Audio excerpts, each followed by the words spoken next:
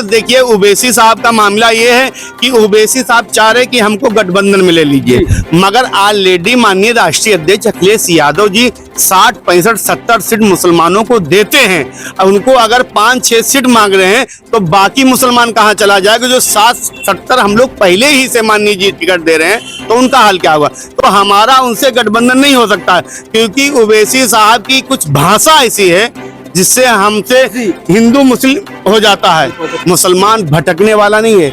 मुसलमान के बच्चा कोई बीमार हो जाता है तो ओवैसी कहाँ चले जाते हैं? मुसलमान मदरसों का जो नुकसान हुआ, ओवैसी जी उस पर क्यों नहीं बोले? जो खानकाहों का नुकसान हो रहा उस पर ओवैसी जी क्यों नहीं बोल रहे हैं? जो मदरसों का नुकसान हो रहा उससे ओवैसी जी क्यों नहीं बोल रहे हैं? जब दिल्ली में एक नारा दिया था कि गद्दी छोड़, वोट चोर, गद्दी छोड़, उसके साथ ओवैसी साहब नहीं खड़े थे। देखिए, अभी तक पत्रकार साथी मोहम्मद आजम खां के बारे में कि बीएसपी में जा रहे हैं, बीएसपी में जा रहे हैं, कब वो जाएंगे, किधर से जाएंगे, किस रास्ते से जाएंगे, किस रोड से जाएंगे, किस सड़क से जाएंगे, मगर आजम खां ने भी ये बता दिया है कि ना मैं बिकाऊ है, ना मैं झुकने वाला हूँ, ना मैं दबने वाला हूँ, ना मैं वहां जा सकता हूँ, क्योंकि समाजवादी पार्टी के फाउंडर मेंबर, 10 मर्तबा के एमएलए, 2 मर्तबा के सांसद, उन्होंने सीधे सीधे ऐलान किया है कि हमारा जिस्म, हमारी जान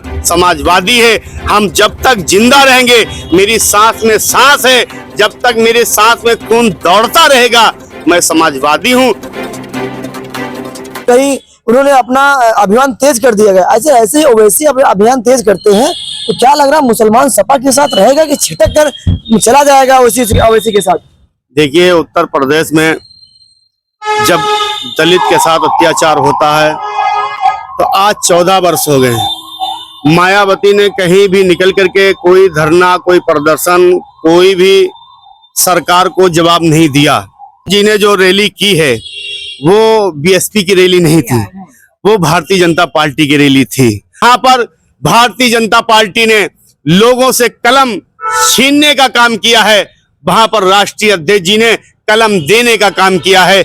जहां पर भारतीय जनता पार्टी ने देश को तोड़ने का काम किया है, वहां पर राष्ट्रीय अध्यक्ष जी ने देश को जोड़ने का काम किया है। और जहां पर बाबा साहब अम्बेडकर जी के दिए हुए संविधान को जिस तरीके से बचाया है माननीय राष्ट्रीय अध्यक्ष जी ने, क्योंकि भारतीय जनता पार्टी ने बाबा साहब अम्बेडकर जी के जो अपमान किया है, माननीय राष्ट्रीय अध्यक्ष जी ने दिखा दिया है कि बाबा साहब अम्बेडकर जी का किस तरीके से जो है उनसे प्यार होना चाहिए और एकता होना चाहिए। क्योंकि देश और प्रदेश को मालूम है कि बाबा साहब अम्बेडकर का जो अपमान करेगा वो जमीन पर कभी कामयाब नहीं हो सकता है। जो बाबा साहब को, संविधान को आगे बढ़ाने का कोई काम कर रहा है वो राष्ट्रीय अध्यक्ष अखिलेश यादव जी हैं। जो लोकतंत्र को आज जो खतरा है भारतीय जनता पार्टी से, अगर उसको रोकना है तो माननीय राष्ट्रीय अध्यक्ष अखिलेश यादव जी को मजबूती देने का काम करेगी। मायावती के बाद अगर ओवैसी उत्तर प्रदेश में एक्टिव हो जाते हैं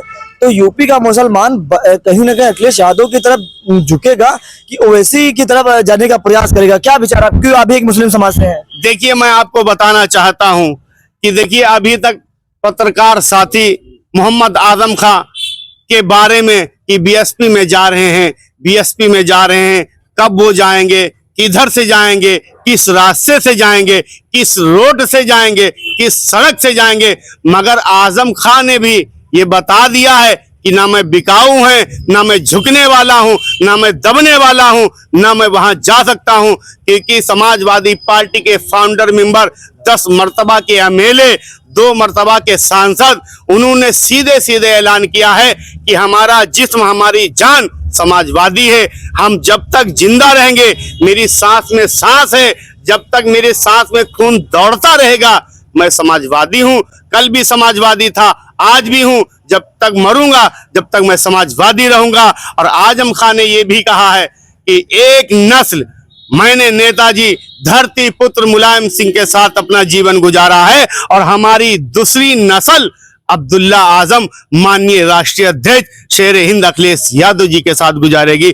आजम खां साहब वो नहीं कि दब जाएं, झुक जाएं या किसी से डर जाएं, वो डरने वाला नहीं है। आजम खां साहब के साथ दिल्ली से लेके लखनऊ तक दोनों सरकारों ने किस तरीके से जुल्म किया है, किस तरीके से उनको दबाया है, मगर वो दबने वाला आदमी नहीं है, ना वो झुकने वाला आदमी है। उसका जमीर जिंदा है, वो कभी किसी से डरता दबता नहीं है। मोहम्मद आजम खां की जगह पे कोई और होता तो आत्मसमर्पण कर लेता, अपना धर्म बदल लेता। जैसे वसीम रजवी पे जब जांच का नंबर आया तो देखिए कहां से कहां चला गया है। जो झुक गया, जो डर गया, जो दब गया, वो खत्म हो गया। और समाजवाद एक ऐसा दरबार है, समाजवाद एक ऐसा नाम है जो यहां से गया वो हमेशा के लिए खत्म हो गया, हमेशा के लिए चला गया। मगर आपने जो मुझसे सवाल किया है ओवैसी के बारे में, मैं आपको बता दूं, देखिए वो भी एक राजनीतिक दल है, उनकी जो राजनीतिक पार्टी है। मैं उनसे ये बताना चाहता हूं कि देखिए अभी चंद दिन पहले ओम प्रकाश राजभर ने सैयद सालार मसूद गाजी पे जो उंगली उठाई थी, जो इस तरीके से जुमलाबाजी की थी, और योगी जी उन्हें उनको जो चढ़ाया था वो उस तरीके से बोलना जब शुरू किए तो उसके बाद उनके साथ किसका हाथ था? भारतीय जनता पार्टी का हाथ था।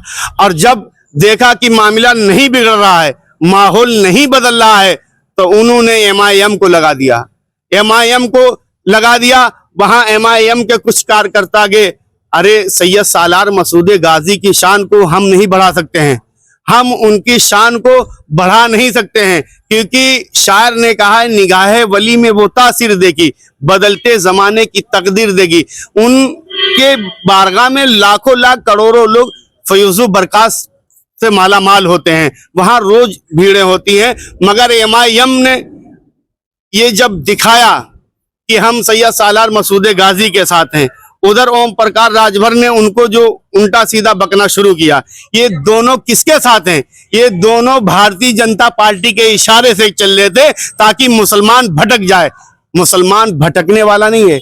मुसलमान के बच्चा कोई बीमार हो जाता है तो ओवैसी कहाँ चले जाते हैं? मुसलमान मदरसों का जो नुकसान हुआ ओवैसी जी उस पर क्यों नहीं बोले? जो खानकाहों का नुकसान हो रहा उस पर ओवैसी जी क्यों नहीं बोल रहे हैं? जो मदरसों का नुकसान हो रहा उससे ओवैसी जी क्यों नहीं बोल रहे हैं? जब दिल्ली में एक नारा दिया था कि गद्दी छोड़, वोट चोर, गद्दी छोड़, उसके साथ ओवैसी साहब नहीं खड़े थे, उसके साथ ओवैसी साहब नहीं खड़े थे, क्योंकि ओवैसी देखिए हैदराबाद में भी चुनाव लड़ते हैं, जहां चुनाव आता है उनको इशारा कर दिया जाता है कि आप वहां जाइए और कुछ वोट काटिए। मगर उत्तर प्रदेश में वोट नहीं काटा जा सकता है मुसलमानों का, ना वोट उनकी तरफ जाएगा, क्योंकि मोहम्मद आजम खान साहब पूरी कमर कस चुके हैं, पूरी कमर कस चुके हैं कि उत्तर प्रदेश में अखिलेश यादव जी को मुख्यमंत्री बनाना है तो यहां पर ओवैसी का जादू नहीं चलेगा। ओवैसी साहब सीधे सीधे हैदराबाद में चुनाव लड़े, वहां उनकी पार्टी मजबूत हो, वो वहां के CM और मुख्यमंत्री बने।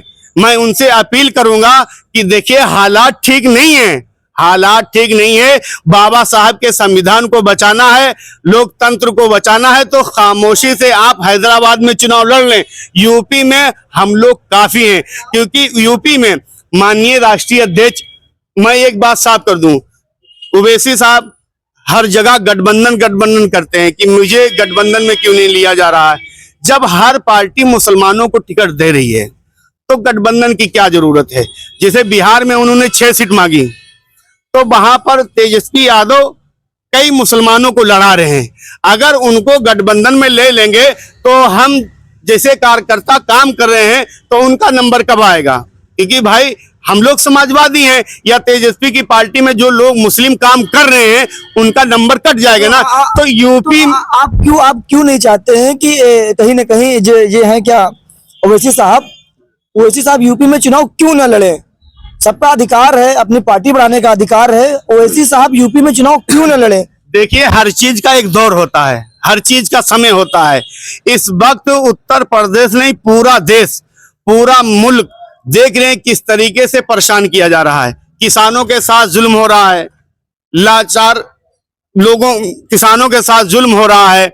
अत्याचार हो रहा है, दलितों के साथ अत्याचार हो रहा है, नौजवानों को नौकरियों से दूर किया जा रहा है, उत्तर प्रदेश में कितने पेपर लीक हो गए हैं सबको मालूम है। तो इस हालात में कि बाबा साहब का दिया हुआ संविधान जब खतरे में है, लोकतंत्र खतरे में है, तो ओवैसी साहब को समझना चाहिए कि हम अपने हैदराबाद में लड़ रहे हैं, यूपी में हम लोग काफी हैं, क्योंकि माननीय राष्ट्रीय अध्यक्ष अखिलेश यादव जी हमेशा मुसलमानों का सम्मान देते हैं, उनको इज्जत देते हैं और उनको टिकट भी मुसलमानों को देते हैं। ये लोग कह रहे थे 22 वाले चुनाव में कहीं ना कहीं 22 वाले चुनाव में लोग ये बात कर रहे थे कि ओवैसी साहब अखिलेश यादव को ओवैसी के साथ गठबंधन कर लेना चाहिए ताकि मुसलमान न छिटक पाए। तो आपका क्या विचार है इस पर, क्या गठबंधन होना चाहिए उनके बीच? देखिए, मुसलमान 100 का 100% समाजवादी के साथ खड़ा है, कल भी खड़ा था, आज भी खड़ा है। उत्तर प्रदेश में मुसलमान एक एक वोट माननीय राष्ट्रीय अध्यक्ष जी के चेहरे पे करेगी और माननीय राष्ट्रीय अध्यक्ष जी को उत्तर प्रदेश का मुख्यमंत्री बनाने का काम करेंगे। और देखिए, ओवैसी साहब का मामला ये है कि ओवैसी साहब चाह रहे कि हमको गठबंधन में ले लीजिए, मगर ऑलरेडी माननीय राष्ट्रीय अध्यक्ष अखिलेश यादव जी 60, 65, 70 सीट मुसलमानों को देते हैं। अब उनको अगर 5-6 सीट मांग रहे हैं तो बाकी मुसलमान कहां चला जाएगा? जो 60-70 हम लोग पहले ही से माननीय जी टिकट दे रहे हैं, तो उनका हाल क्या हुआ? तो हमारा उनसे गठबंधन नहीं हो सकता है, क्योंकि ओवैसी साहब की कुछ भाषा ऐसी है जिससे हमसे हिंदू मुस्लिम हो जाता है, हिंदू मुस्लिम हो जाता है। तो हमें इस दौर में हम एक विधानसभा में 40,000, 50,000, 30,000, 70,000 मुसलमान हैं, तो हमको अदर बोर्ड नहीं मिलेगा तो हम कैसे विधायक बनाएंगे? तो इस हालात में उनको इस पे नहीं काम करना चाहिए और ना हर प्रदेश में घुसना चाहिए, उनको अपने प्रदेश में अपनी मजबूती लाना चाहिए, क्योंकि उनकी जुबान में इतना जहर घुला हुआ है, इतना जहरीली भाषा बोलते हैं ताकि दूसरी समाज मुझसे भाग जाए। अरे ये हिंदुस्तान हिंदू मुस्लिम है, हिंदू मुस्लिम एकता का नाम हिंदुस्तान है, इसीलिए हिंदुस्तान को सोने की चिड़िया कहा जाता है। मेरा हिंदुस्तान सारे जहां से अच्छा हिंदुस्तान हमारा। ओवैसी साहब जब मंचों पर भाषण देते हैं तो कहीं ना कहीं लोग उनके इतने ध्यान से सुनते हैं, अच्छा इनका वक्ता होता है, ऐसी भाषण देते हैं। आप क्या कहते हैं, कौन सी भाषा वो गलत बोल देते हैं कि जहरीली बात आपने अभी कहा है?